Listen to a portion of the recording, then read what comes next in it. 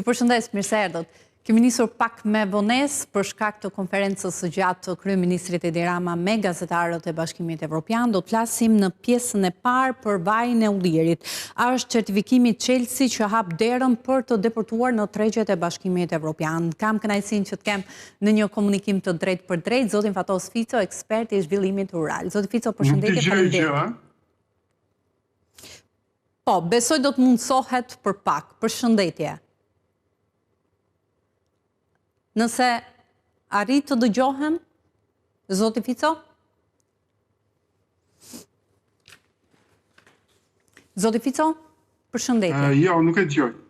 Okej. Kemi sa të rivendoset audio. Do flasim pra siç përmenda për certifikimin nëse është Chelsea për të deportuar në tregjet e Bashkimit Evropian. Çfarë ndodh kur ka mbiprodhim, sa e vështirë është gjetja e tregjeve përpara një konkurrence që vjen nga vende të cilat kanë një histori në prodhimin e vajit të ullirit, siç është Italia, Spanja, Greqia, po ashtu edhe Tunizia. Zoti Fico? Po, është vërtet që po, tani tek fakti nisëm pak me vonesë, por do t'i shfrytëzojmë këto minuta që na kanë mbetur për të diskutuar mbi vajin e ullirit, një produkt i rëndësishëm, por që përballet me jo pak sfida. Po, është vërtet, problemet u shfaqën me njerë, patëm para 2-3 vitës,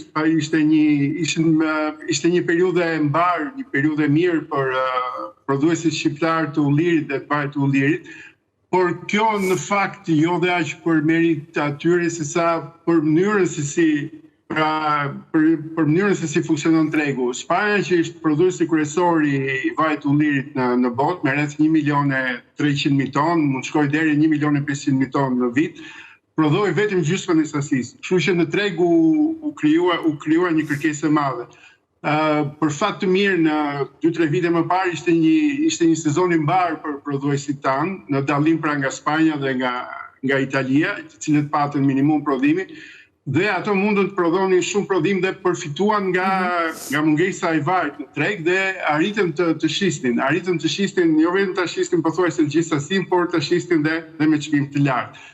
Por problemi është ky vit, sepse Spanja u rikthye në prodhimin normal të vajit të ullirit. Pra, zoti Fico, për të mbetur tek argumenti i parë, që do thotë në momentin që ka prodhim, por vështirësohet shitja, duhet parë e lidhur ngushtësisht kjo me faktin se çfarë ndodh tek ata të cilët janë furnizuesit kryesor sot të Evropës, pashmangshmërisht pra vetëm me këtë faktor?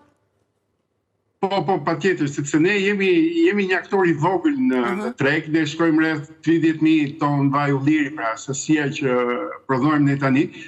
Krahasimisht pra me Spanjën që prodhon 1.500.000 tonë, ose me Greqinë që prodhon 300-400.000 tonë, me Tunizinë në shifra të tilla, me Italinë në shifra të ngjashme, me Turqinë gjithashtu në shifra të ngjashme. Pra janë vende që kanë prodhim masiv të vajit, ne jemi një aktor shumë i vogël, pra varemi nga tregu ndërkombëtar. Dhe gjithashtu është e ditur që në Shqipëri një pjesë e madhe e vajit të ullirit futet nga Greqia, pra ato që shkojnë emigrantë ose që shkojnë turistë në Greqi, kur kthehen në Shqipëri sillin me vete sasi të ndaj vaj me ato kënaqjet e vajit. Dhe pra çmimi vendoset nga ato. Por këtu dalim tek një problematik që më shumë se sa e parë me këtë faktorin e jashtëm, këto ndikimet nga këto faktor të jashtëm lidhet me politikat brenda vendit, që do thotë në momentin që ka mbiprodhim, duhet të krijohen kushtet për gjetjen e tregjeve, në mënyrë që fermerët të mos përballen edhe sot si që ka ndodhur edhe në vitet e kaluara, produkti mbetet stok.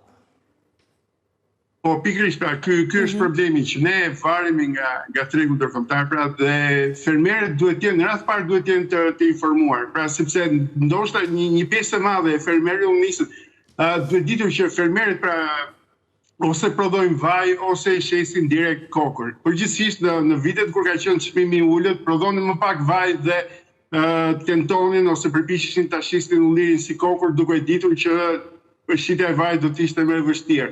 Vitet e fundit, për shkak se kërkesa, pra, dhe çmimi ishte i lartë, të gjithë prodhuan vaj dhe shitën më pak kokër. Pra, si ecën tregu, pra që ndoshta këtë vit do të ketë super prodhim dhe duke ditur që ka stoqe, pra dhe fermerët duhet marrin masë që ndoshta ja vlen më shumë ta shesin ullirin si kokër sesa si vaj. Por nga ana tjetër problemi është që vaji ka vlerë të shtuar, pra fermerët fitojnë më shumë kur e shesin si vaj sesa kur e shesin si kokër. Por kjo lidhet me atë strukturën, pra me mënyrën se si ruhet dhe shitet vaj. Tani kjo është sugjerim që do thotë në kushtet kur pritet ketë mbi prodhim do të ishte udhës që të shitej produkti, pra kokër, dhe jo të përpunohej vaj, apo është ajo çfarë pritet të ndodhë? Ky është një informacion, pra që pritet të ketë një prodhim të më të madh, pra se sa vitet e kaluara. Dhe pikpyetja është si do ta menaxhojmë? Si do ta menaxhojmë në mënyrë që të mos krijohen duke ditur që Spanja do të ketë prodhim të lartë, pra do të ketë atë prodhimin normal, pra rreth 1.300.000 tonë, ndoshta më shumë, që Italia po ashtu, Tunizia po ashtu, dhe që dal nga dal janë vend që kanë filluar të krijojnë stoqet, pra që kanë rezerva, çmimi do të jetë një çmim i diskutueshëm dhe tregu do të jetë shumë i vështirë për të kapur nga fermerët shqiptar. Pra duke ditur këtë informacion, gjithë secili mendon pra se kush është më e mira për veten e tij, çfarë mund bëj pra kur tregu është i tillë. Pastaj që tani deri ku del prodhimi kuptohet që ka shumë kohë, mund ndodhin thatësira, mund ndodhin probleme me dëmtuesit, pra ky arsyetimi dhe mund të bjeri.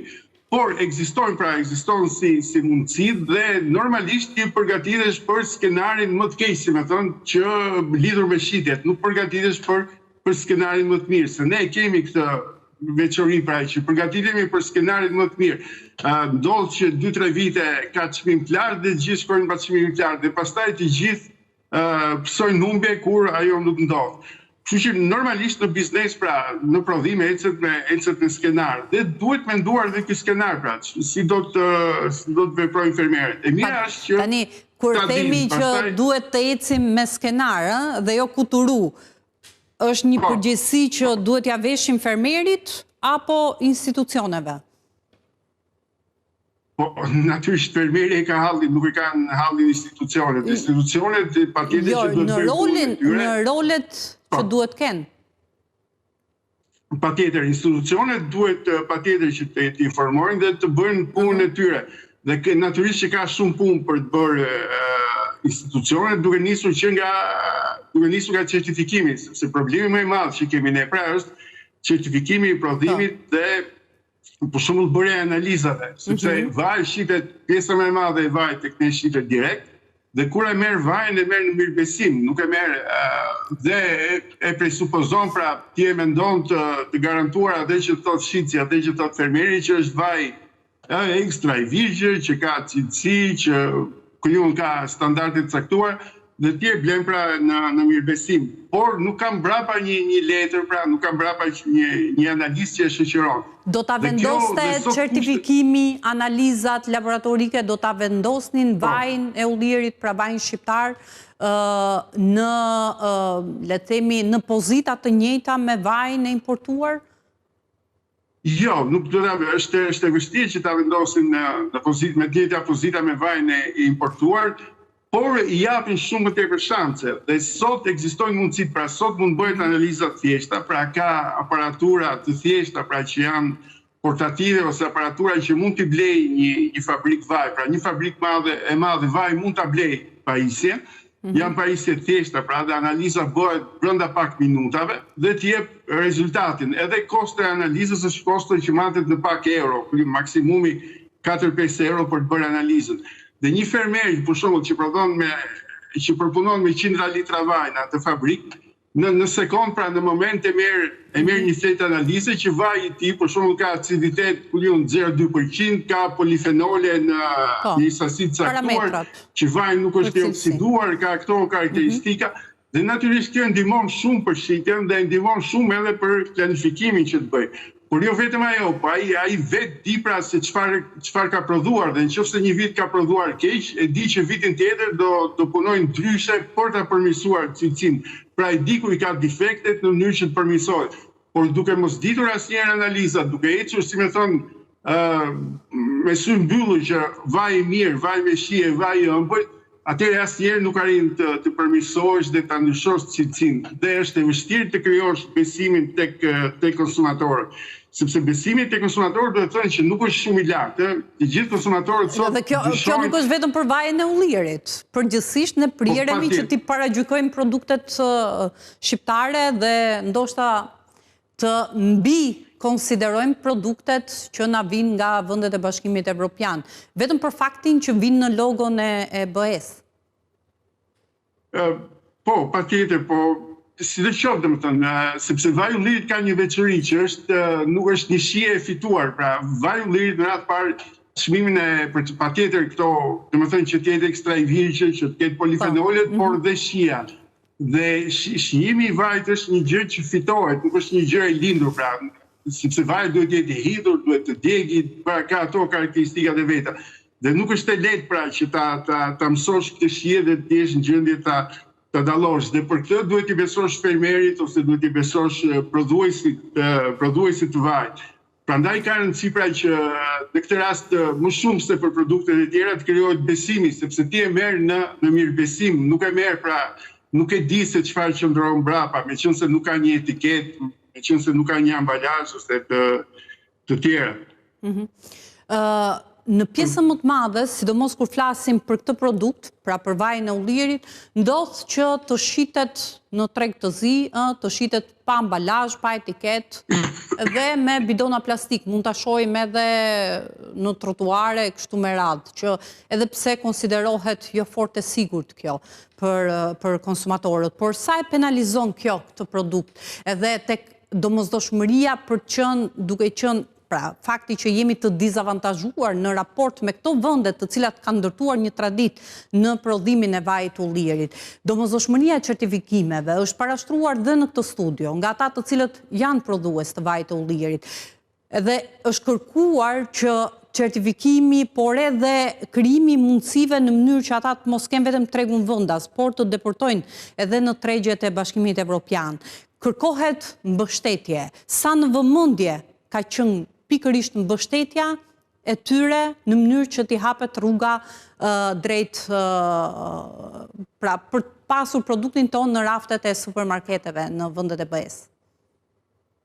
Atëherë, duke ditur sasinë që prodhojnë në vendet e tjera, duke ditur pra kushtet dhe mbështetjet që marrin ato, unë besoj që eksportet dhe dalja në tregjet përtej Shqipërisë do të jetë pak e vështirë. Por unë mendoj që kemi goxha hapësirë në tregun brenda vendit dhe për të kthyer unë mund ta konkretizoj pra unë për shembull kur kam ardhur në Angli këtë herë, po ta shikoni, mora 5 litra vaj ullir pra siç e shikoni e kam marrë me bidon plastik. Sa po dhat modelin se si nuk duhet bler vaj ullirit, pra në kuptimin që por është mundësia vetëm që kanë fermerët për ta tregtuar pa e paragjykuar gjithë këtë proces. Nëse shkon në fabrikë pra dhe fabrika është një fabrikë serioze dhe ai personi pra është një person një fabrikë serioze që ka një histori, ai nuk do të falimentojë nesër, pra mallin që ta shet mall me cilësi dhe me çmimin që kërkon. Dhe tashmë ka vite, ka dekada që ekzistojnë fabrika serioze që prodhojnë mall serioz dhe që prodhojnë me standardet, pra kur thotë është vaj ekstra i virgjër, është vaj ekstra i virgjër. Kur thotë është vaj që djeg ose vaj i hidhur, është vaj i hidhur. Nëse kërkon pak më të ëmbël, të japim vajin pak më të ëmbël.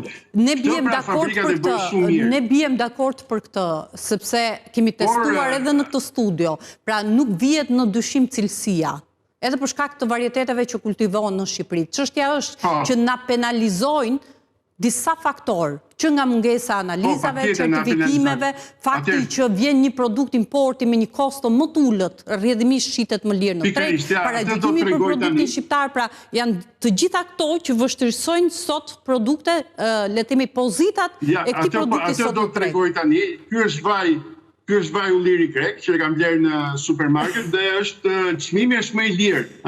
Shikoni është me të ndiqe dhe çmimi është më i lirë se sa vaj që unë kanë sjell nga Shqipëria. Domethënë kushton rreth 7 euro, para kthesh në euro, domethënë rreth 7 euro litri.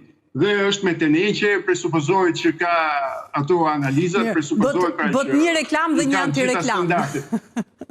Jo, nuk është anti-reklam, por duha të them këtë që unë këtë vaj nuk e përdor për si vaj cilësore, e përdor për gatim. Domethënë e përdor si vaj të dorës dytë kur skuq ose kur gatuaj, domethënë.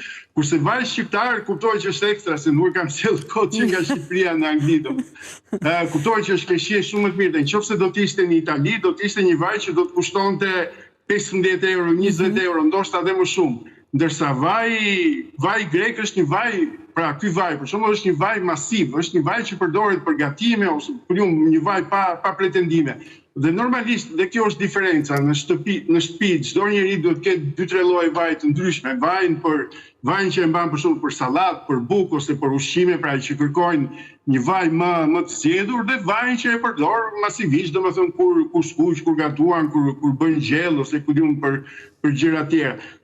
Por që të arrim pra që të dalim që të kapim tregje si për shembull në Angli ose në vendet e Europës perëndimore është pak e vështirë sepse ne nuk i kemi ende ato kushtet pra për të bërë ambalazhimin, për të bërë ruajtjen, për të certifikuar të gjithë vajin pra që përmbush standardet. Duhet shumë punë për të arritur këto. Unë mendoj që më e mira do të mbetet që ne të shesim ai që ju tregova më parë, pra vajin premium, vajin cilësor lokal dhe mundësisht pra ta zgjerojmë tregun, do të përfitojmë nga turizmi që kemi, janë me miliona turistë, por pra nga turizmi qeveria duhet ndikojë që restorantet shqiptare, dyqanet shqiptare ta promovojnë vajin e ullirit, sepse radhë gjenë në për dyqane ose të pakta janë ato restorante që e promovojnë ose e përdorin vajin e ullirit shqiptar cilësor, por preferojnë, kuptohet prej kostove më të ulta, vajin